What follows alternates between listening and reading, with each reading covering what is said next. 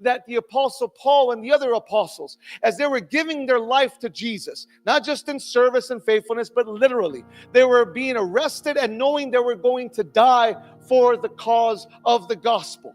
That when they were doing this, they were giving thanks and praise in the prison cell.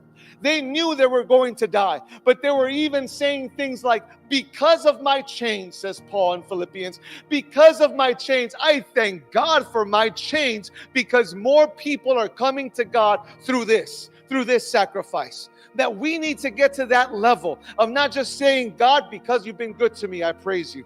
Or God, well, in spite of the problem, I praise you. But begin to look at the problem and see what a great opportunity this is to worship you. What a great moment this is. I get to worship you. I get to exalt you. I get to still sing.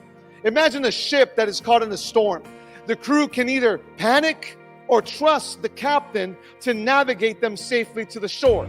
In the same way, in the storms of life, our worship is the steering wheel that keeps us moving forward, knowing that God is in control. That you might start feeling like you want to waver, and you start being pushed this way or the other way, and you want to give up, and you want to turn your back on God, and you want to turn your back on your Christian family. But it's in those moments that you're able to sing songs like that song we sang earlier. It may look like I'm surrounded, but I'm surrounded by you.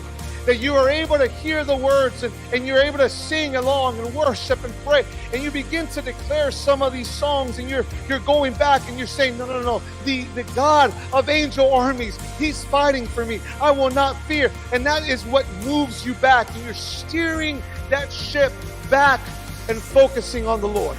Because you're not going to allow the problems to move you this way or that way. You're still just going to remain focused. Your character is not going to change. Your faith is not going to waver, because God will turn every circumstance for our good.